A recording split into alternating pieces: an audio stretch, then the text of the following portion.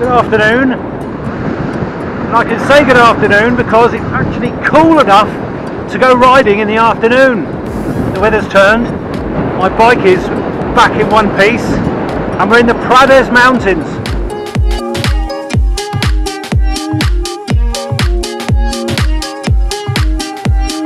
Can't really do an introduction yet because it's rather fast. It's a bit noisy. I'll slow down. Oh, look where we are. Isn't that lovely? So we're actually in between the Prades Mountains, which are a bit behind me, and in front of me is Mont Sant, which I've promised to myself one day I'll circumnavigate, and it will be partly on this road, but that's for another day when I'm feeling fitter. Today we're doing about 65 kilometres and about 1,000 metres of climbing, which is probably daft because I haven't actually ridden properly for about 2 or 3 weeks because of my bike troubles.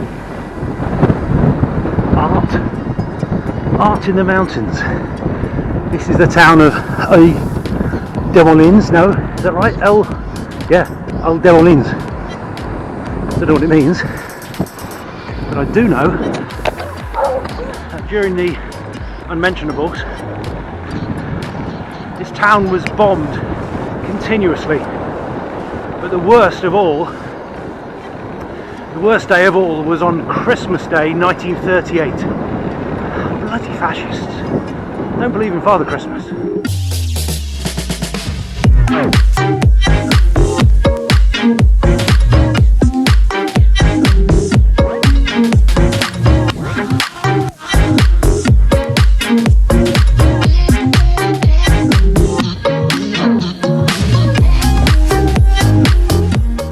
First climb of the day. I haven't researched this very well, obviously, because it's just under 10 kilometres at an average of 4%, which means some of it's going to be flat and some of it's going to be horrible.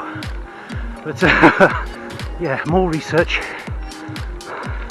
less wheezing, I think.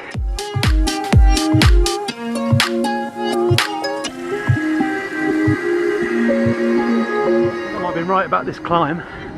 It's been quite easy so far, and I've just looked at my little Garmin and there's a black section. I don't know what that means. I've got a funny feeling it's over 10%. It's coming up in about 1.5 kilometres, but it's absolutely gorgeous. It's gorgeous anyway. That's where we're going. See the road, little downhill section. I want to explain that today it's an all new adventure. I've not been on any of these roads before, and the last 2 rides I've had were on my mountain bike. I got lost both times, so I'm hoping for better today. It's hitting the bottom of the black section now with 3.6 kilometres to go. It doesn't look that bad. It's telling me it's 7 at the moment, which is okay. So a couple of guys on their Harley Davidsons come tearing past, spot the piece somewhat, but it's quite a bendy road, and their foot pegs were touching the ground and setting up sparks. Just have a different bike for this sort of, or go slower on this sort of terrain. I mean, you spend a lot of money on those bikes and they must be scratched, and you know, you should respect property.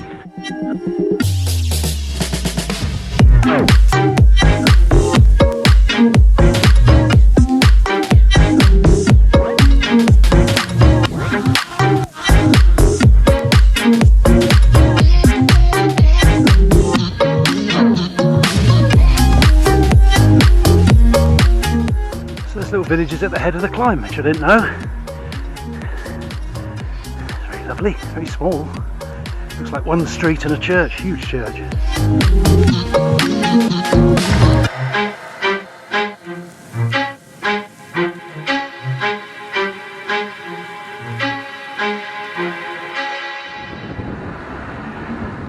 It's one long, very narrow street.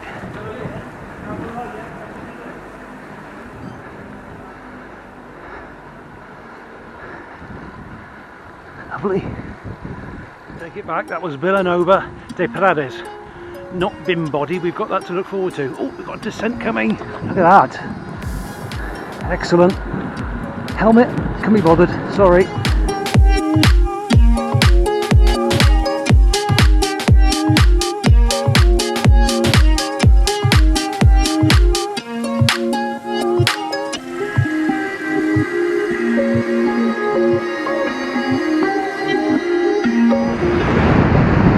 That's been dodgy. Not just a house, it's a hermitage.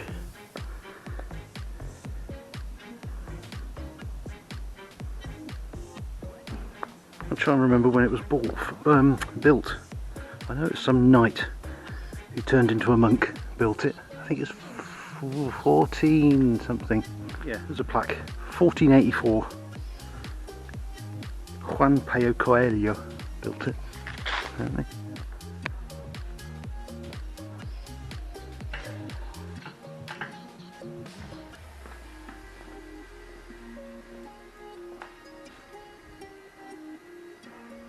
That was a massively long descent I've just come down.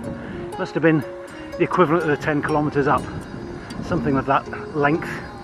But the problem now is that I'm at the bottom of the Prades Mountains, and I've got to go back in to where my car is, so got that to look forward to.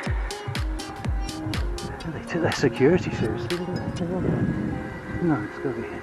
Look at that. Actually looks like it's shut today, it's a bit typical. This is the 11th century monastery of Poblat, and it's very, very much intact. It's also where the ancient kings of Aragon are entombed. If you're, you can fast forward through the next bit if you like, because I'm going to tell you why the kings of Aragon are entombed in Catalonia. It's because, of course, of our good old friend Ramon Berenguer IV. Now, he was the Count of Barcelona, but he married the 2-year-old Queen of Aragon and became King of Aragon. But he couldn't be called King of Catalonia because that didn't really exist, even though the language did. So Ramon Berenguer IV, he basically started a dynasty. Let's try and look around. Look at that.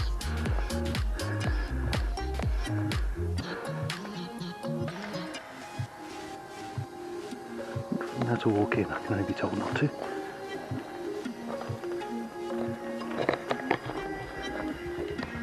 But when Ramon wanted to be, well, when he was buried, he wanted to be buried in Catalonia.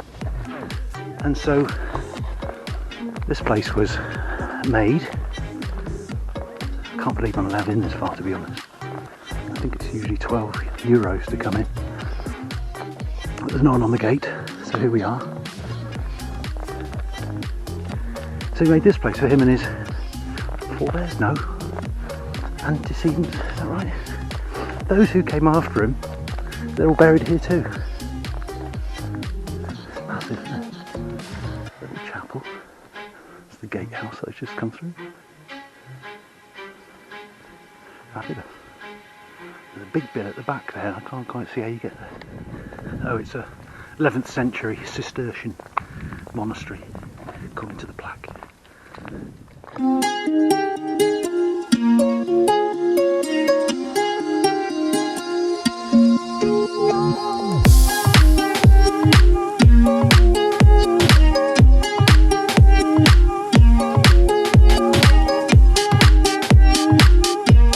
Piper. So I've just reached the foot of the last climb of the day. It's 13.5 kilometres long, an average of 4, and there's 2 little downhills in it, so it means the uphill is going to be a bit more than 4. It doesn't have any black bits on it though, so hopefully it's a good steady climb. Look at what that place is. Looks like a chateau, doesn't it? It's fantastic. I wonder what it is. Probably a bit too far away for you to see it properly, but it's really fancy. It's got little turrets on the outer wall.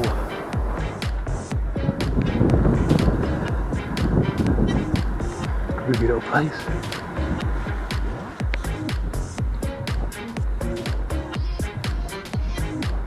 Terrifyingly tall. Got to get over those to get to our next stop, which is Prades.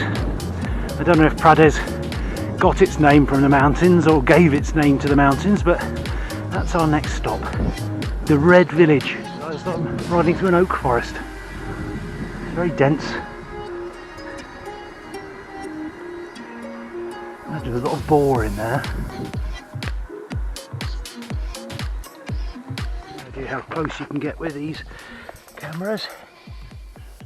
It's a praying mantis. Not praying at the moment.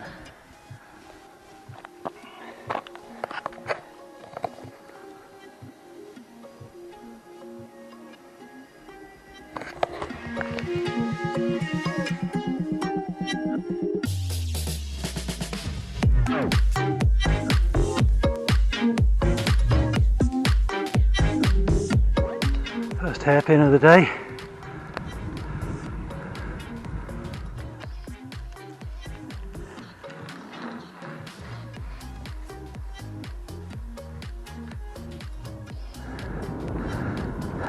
Hate it when you can see the road halfway up the hill in front of you. Yeah. The road. I'm going to have to get a aerial view of this.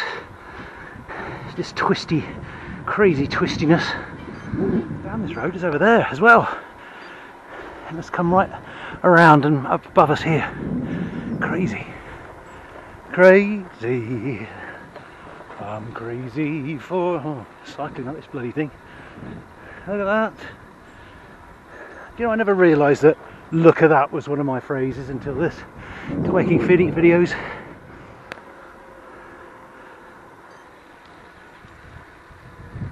That's another hairpin.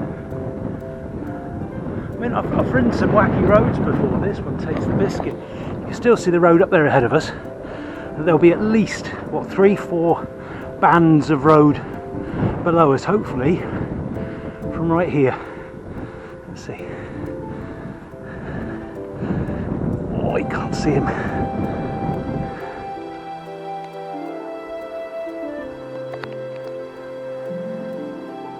I'm only halfway up. A little bit more, 6.5 kilometres more to go on this mountain. Absolutely stunning, so green. There's no one here either. It's right on the wrong side. Beautiful. There's the road down there. It's such a long hill, inexorable. Got another 4 kilometres to go above the oaks now and into the pines.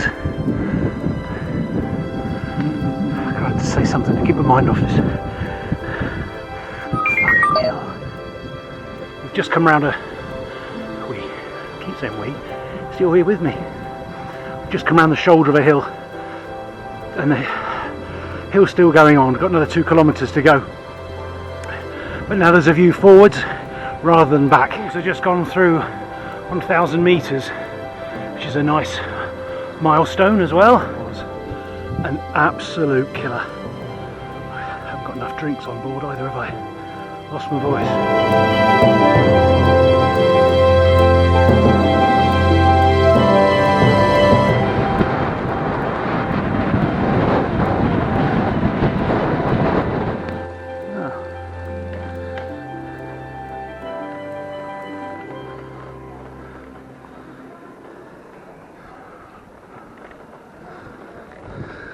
Lovely.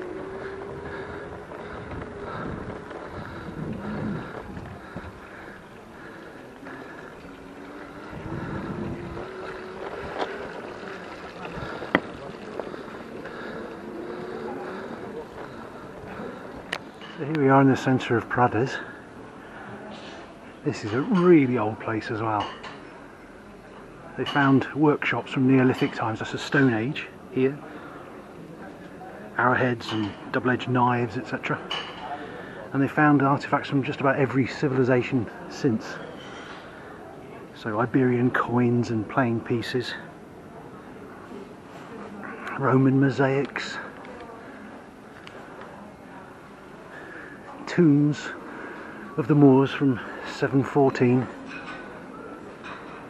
And of course our old friend Ramon Berenguer reconquered it, but it took him 3 years longer than all the other villages that we've seen because we're so remote here.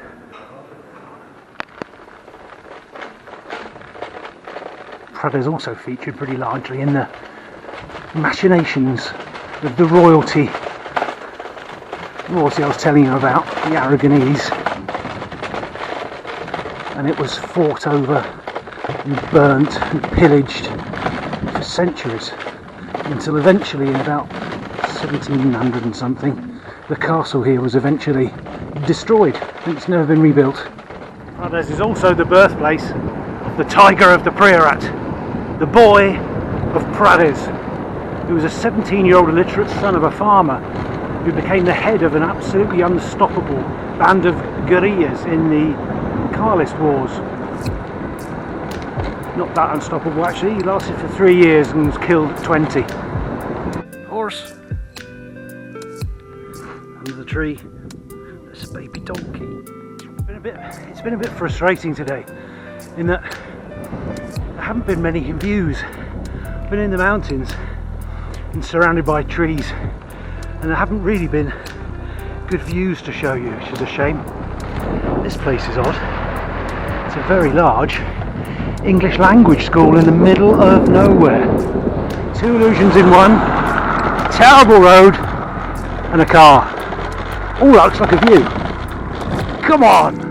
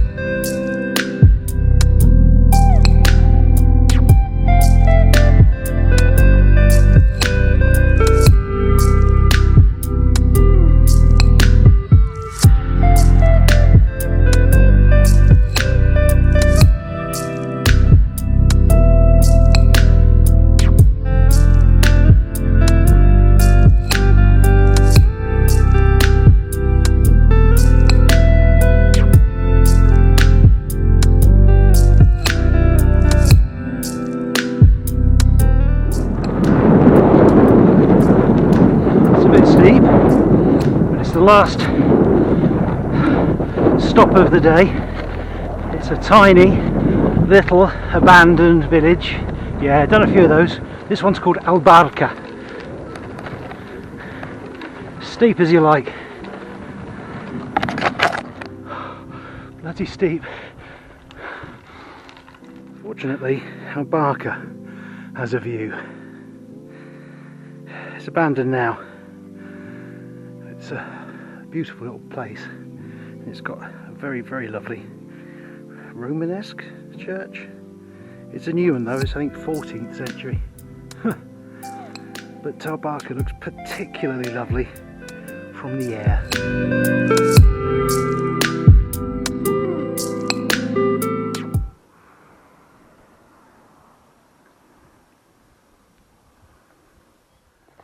Now I was going to do a gently philosophical piece this week about the prudence of setting targets and whether goals should be set, whether you should keep track of all the numbers. And then Leonard Lee did exactly that, so I can't do the same thing. I was going to talk about how I've fallen behind on my annual target for kilometres, because I set myself a target of 10,000 and I'm way behind.